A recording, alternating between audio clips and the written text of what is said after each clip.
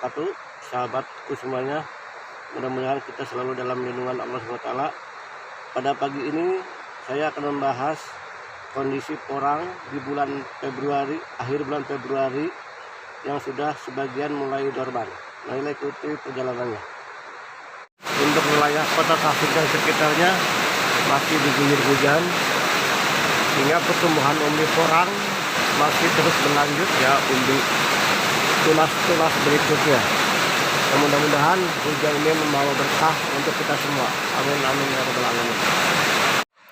Sebagian sudah mulai dorman ya teman-teman semuanya. Lihat ini kondisi katak sudah sebagian sudah mulai lepas. Kita biarkan aja dulu ini habitatnya ya teman-teman. Sudah mulai tumbang ya teman-teman.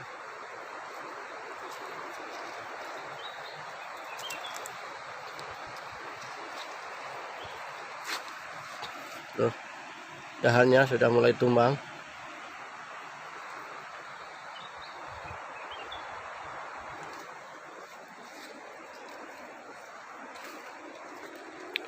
Tuh, sebagian sudah ada yang lepas ya. Kita ambil aja yang sudah pada lepas ya teman-teman. Ini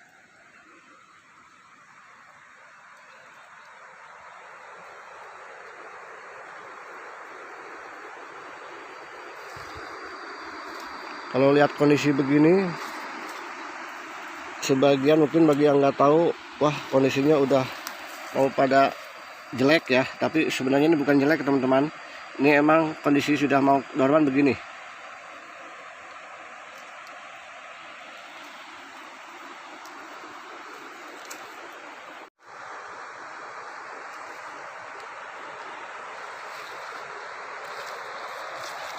Tuh teman-teman, sudah mulai tumbang ya. Ini adalah ciri-ciri tanaman umbi porang yang sudah mulai dorman ya. Sudah mulai mau dipanen ya. Mungkin ini sebagian adalah tunas yang pertama. Ini kita harus rajin ya melihat. Ini sudah lepas ya teman-teman. Jadi kita ambil aja. Kita harus rajin keliling mencari yang sudah dorman, yang sudah pada lepas. Kita ambil satu persatu, nanti kita kumpulkan aja ya teman-teman. Kalau nggak rajin nanti takut terbawa oleh arus longsor hujan ya, karena ini hampir sama dengan tanah ya. Tuh teman-teman, sudah mulai jatuh.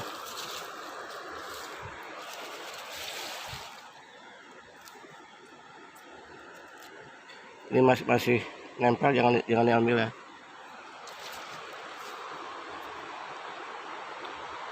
Kondisinya teman-teman sudah mulai berantakan ya.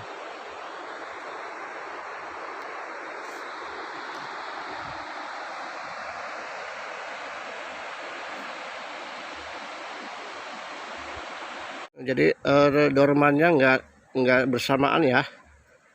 Ada yang sudah dorman, ada yang belum.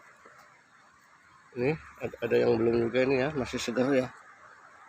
Karena mungkin tumbuhnya juga waktu itu nggak bersama-sama ya. Ini masih segar ya. Terus sebagian masih ada yang tegap berdiri.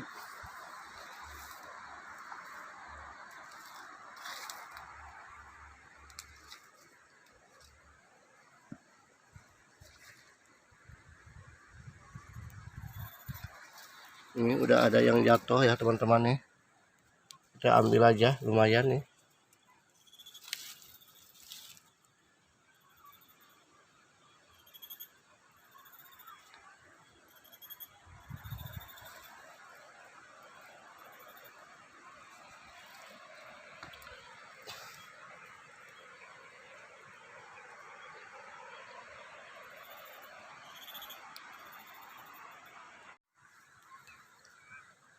Ini alhamdulillah cukup banyak ya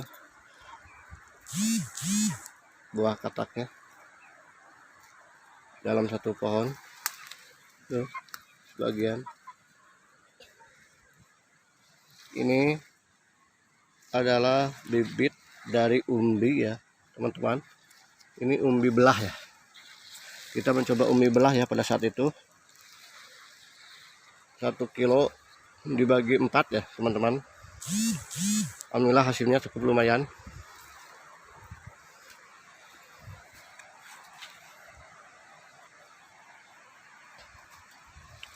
Ini masih di bawah naungan ya, kelihatannya masih ada pohon-pohon alba.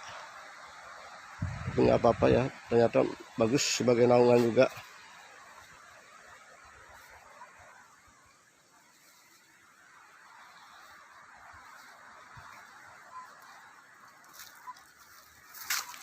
Ini sudah mulai tumbang sama ya.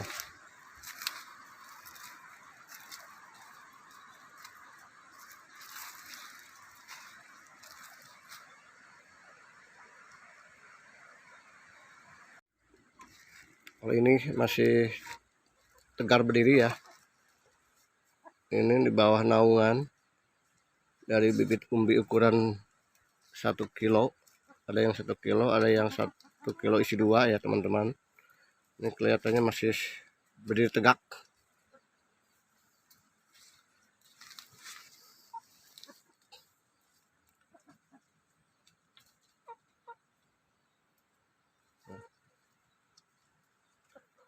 Tapi ini jaraknya terlalu dekat ya teman-teman. Ini kurang baik. Ini sebagai pengalaman aja buat ke depan. Jadi kalau kita menanam dari umbi ukuran 1 kilo isi 2, itu idealnya jaraknya itu 50 cm ya teman-teman.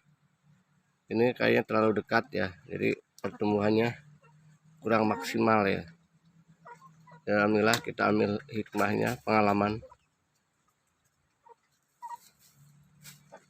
Kita jangan putus asa sebagai petani ya, harus berani berekspresi, berani mencoba.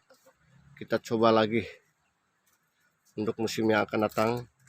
Anggaplah ini sebagai pengalaman guru buat ke depan.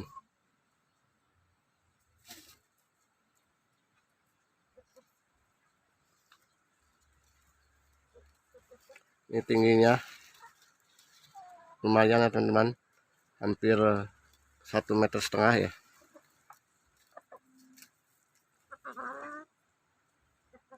Ya, tingginya lumayan ya, hampir melebihi tinggi saya.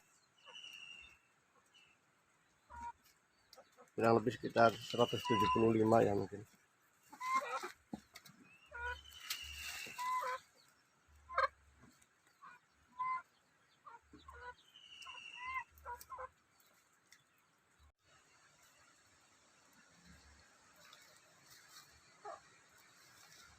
Ini bibit dari katak ya teman-teman. Kita menanam emang bervariasi ya, ada yang dari umbi, ada yang dari katak juga ya. Jadi masing-masing mempunyai kelebihan dan kekurangannya ya teman-teman. Kalau dari katak ya, kelebihannya itu tunasnya bisa banyak ya teman-teman. Yaitu tuh ada yang mencapai 5 kali tunas ya kalau dari katak. Kalau dari umbi juga kalau ukurannya 1 kilo isi 10 ya, itu bisa tunas menjadi 3 juga sama ya teman-teman. Kalau umbinya ukuran 1 kilo ya seperti yang tadi, yang super, itu dia cuman 1 tunasnya ya. Bahkan kadang-kadang menjadi bunga ya. Dia nggak tumbuh buah katak tapi tumbuh bunga ya. Tapi kemarin saya buang aja, dipangkas sehingga tumbuh lagi menjadi buah katak ya. Sengaja kita nggak untuk tahun ini tidak memproduksi dari bunga spora ya. Kita fokus pada buah katak karena berdasarkan pengalaman kemarin, kalau kita ke buah spora ya, bunga spora itu umbinya kurang maksimal ya, hasilnya jelek ya umbinya ya. Jadi pada saat itu kita belah menjadi 4 ya umbinya ya. Tuh ya, sebagian udah ada yang dorman juga ya, tuh kelihatannya.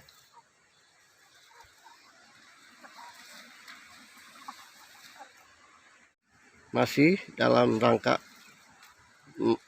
mengontrol, mengkeliling-keliling ya di perkebunan Umi Porang, karena sebagian tuh ada yang sudah lepas ya dorman ini ya. Ini kita ambil aja ya teman-teman tuh. Ini belum ya, jangan ya. Sudah ini. Tuh, jadi beginilah ya kondisinya. Sebagian sudah ada yang dorman, sebagian masih ada yang segar.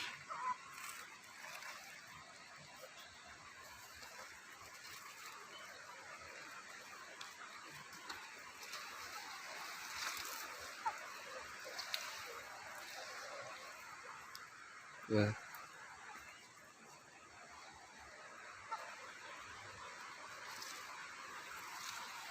Ya ini ya, walaupun kecil tapi alhamdulillah cukup banyak ya buah kataknya.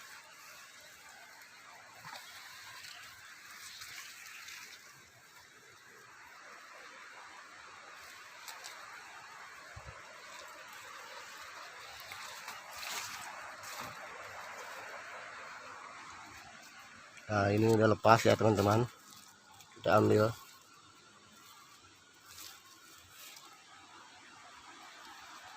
Oh ini udah berantakan ya sebagian, karena batangnya sudah lemes ya teman-teman.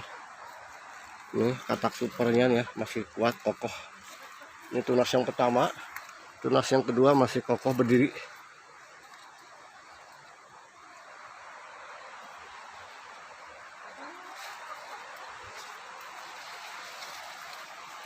Ya ini udah hampir susah buat jalan ya. Tuh, kita ambil ya. Tuh sudah mulai berjatuhan ya.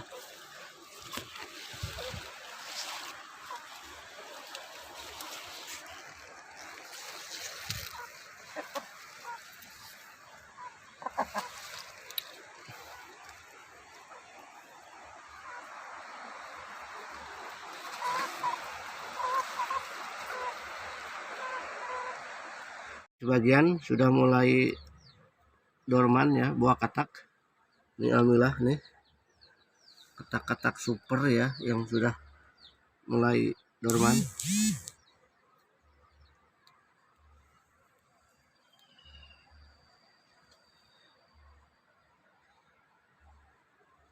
Bervariasi ya teman-teman, ada yang super, ada yang kecil ya, karena satu pohon itu kadang ada yang mencapai 10, bahkan ada yang mencapai 20 ya. Otomatis dahan yang kecil itu masih kecil ya, biasanya yang besar itu yang di tengah ya.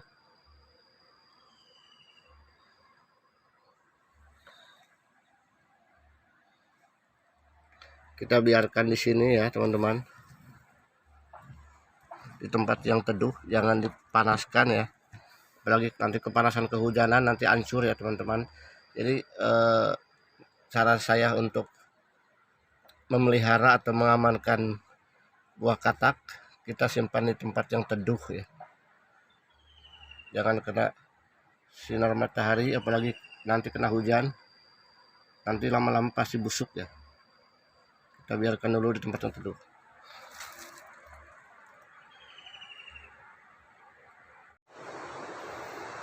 Nah, waduh, kondisinya udah mulai pada rebah.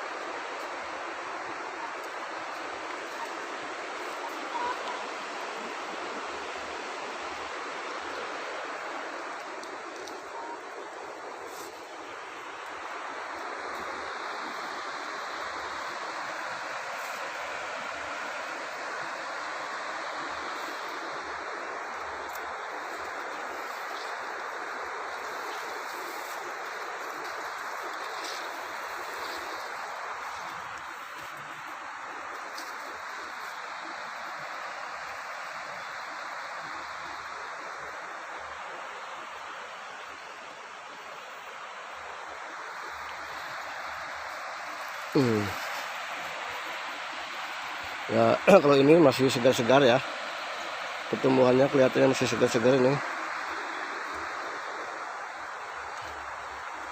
Ini mungkin sebagian adalah tunas yang kedua teman-teman.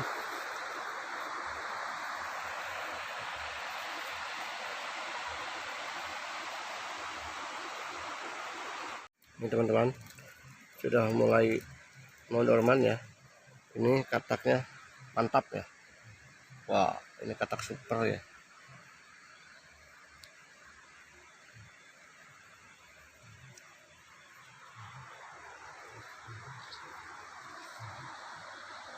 Nah.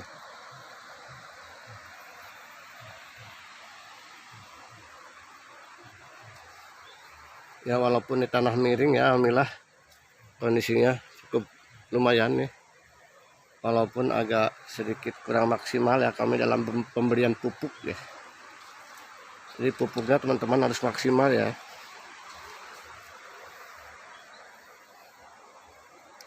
Jadi keberhasilan dari umbi porang itu, yang pertama adalah pemupukan, kedua adalah air ya, ketiga ada sinar matahari ya. Jadi tetap harus ada kena sinar matahari tembus ya, jangan terlalu teduh ya. Jadi tiga unsur tadi mempengaruhi proses keberhasilan dalam menanam porang ya. Di samping gulma juga sama ya, harus kita bersihkan supaya nutrisinya tidak habis oleh gulma ya. Alhamdulillah pertumbuhan dari talas pratama ya cukup lumayan nih teman-teman.